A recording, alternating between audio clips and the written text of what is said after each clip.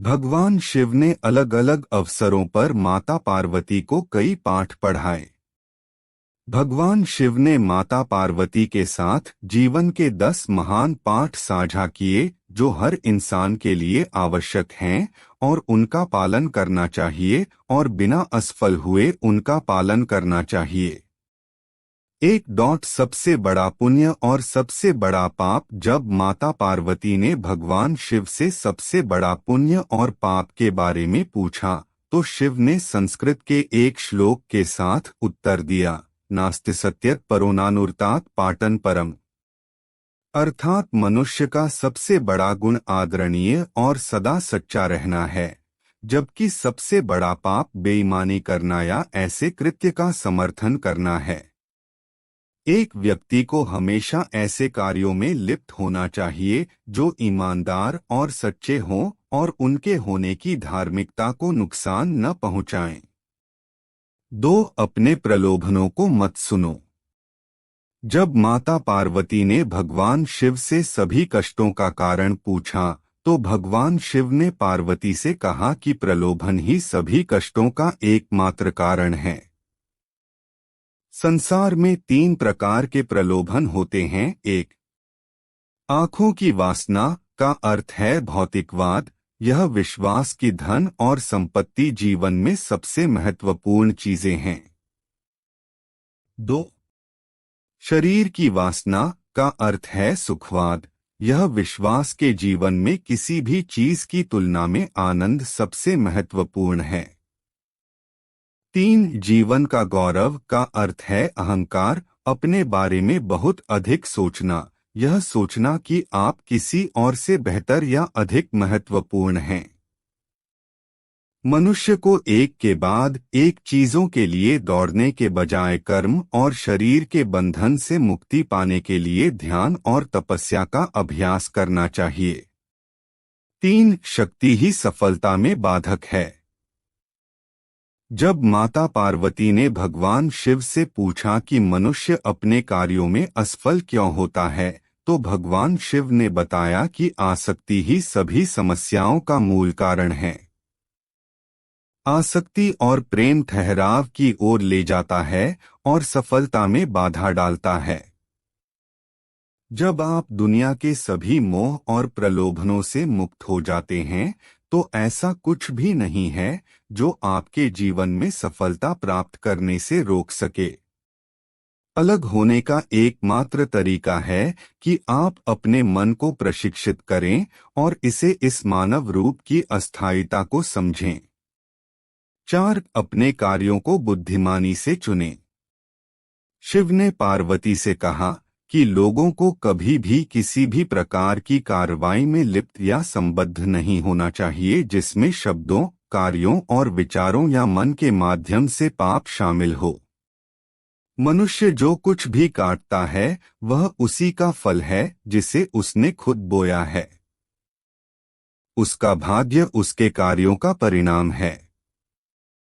इसलिए एक व्यक्ति को इस बात का बहुत ध्यान रखना चाहिए कि वे अपने जीवन और कार्यों को कैसे चुनते हैं। 5. समस्या के प्रति आपका दृष्टिकोण मायने रखता है। जब माता पार्वती ने भगवान शिव से पूछा कि जीवन में किसी भी समस्या का समाधान कैसे किया जा सकता है तो भगवान शिव ने कहा कि समस्या से परे देखना चाहिए। समस्या कोई समस्या नहीं है, लेकिन समस्या के प्रति किसी के दृष्टिकोण से फर्क पड़ सकता है। हमें अपने दिमाग को समस्या के समाधान के बारे में सोचने के लिए पर्याप्त समय देना चाहिए और सभी पहलुओं से स्थिति को समझना चाहिए। इसलिए शांत रहें और समझ से समस्याओं को दूर करें। 6. अहंकार बुद्धि को नष्ट कर देता है। जब माता पार्वती ने भगवान शिव से पूछा कि वह क्या है जो मानव बुद्धि को नष्ट कर देता है तो भगवान शिव ने बताया कि अहंकार मानस बुद्धि को नष्ट कर देता है। बहुत अधिक अहंकार आपको जिद्दी बनाता है और जब आप जिद्दी होते हैं तो आप दूसरे लोगों की नहीं सुनते हैं या उनकी सलाह लें, वे लोग जो आपसे बेहतर जानते हैं और शायद अधिक अनुभवी हैं। आपका अहंकार संभावित रूप से आपकी सफलता में बाधा बन सकता है, और यदि आप किसी भी प्रकार के मार्गदर्शन को अस्वीकार करते रहते हैं तो आप खो सकते हैं। भगवान शिव हमें अहंकार के बिना जीवन जीने का उपदेश देते हैं, क्योंकि अहंकार कहीं नहीं जाता है, लेकिन यह आपको स्वयं से दूर ले जाता है। 7 अवांछित इच्छाएं मनुष्य को आत्मविनाशकारी बना सकती हैं। जब माता पार्वती ने भगवान शिव से पूछा कि मनुष्य को आत्मविनाशकारी क्या बनाता है, तो भगवान शिव सबसे महत्वपूर्ण शिक्षा देते हैं कि जीवन में कभी भी किसी भी चीज के प्रति आसक्त नहीं होना चाहिए। ज्यादा इच्छा न करें, क्योंकि इच्छाएं जुनून की ओर ले जाती हैं और जुनून अंततः आत्मविनाश का कारण बन सकता है। अवांछित इच्छाएं मनुष्य को आत्मविनाशकारी बना सकती हैं। 8 भौतिकवादी सुख अधिक समय तक नहीं रहता है। जब माता पार्वती ने भगवान शिव से पूछा कि वास्तविक सुख क्या है और किस प्रकार का सुख अधिक समय तक रहता है और क्या नहीं, तो भगवान शिव ने बताया कि खुशी से जीना इस बात पर निर्भर करता है कि हम अपने आंतरिक जीवन में कैसे हैं, हमारे विचार, भावनाएं, विश्वास और इच्छाएं। आध्यात्मिक आयाम होने का अर्थ है आंतरिक शांति की अनुभूति, मन की शांति और हृदय में शांति दोनों। उन्होंने कहा कि भौतिक सुख अल्पकालिक है। यदि आप भौतिकवादी नहीं हैं, तो आप जीवन में कुछ भी नहीं खो रहे हैं। भगवान शिव के शरीर पर लगी राख इस बात का प्रतीक है कि जीवन में सब कुछ अस्थायी है। 9 एकाग्र मन के लिए ध्यान का अभ्यास करें।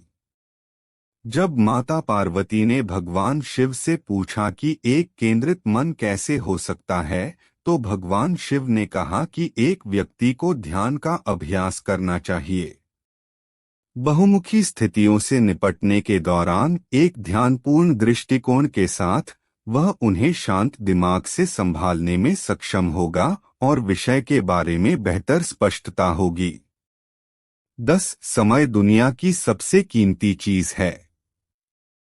भगवान शिव को महाकालेश्वर के नाम से भी जाना जाता है, समय के महान देवता। जब माता पार्वती ने भगवान शिव से पूछा कि दुनिया की सबसे कीमती चीज क्या है, तो भगवान शिव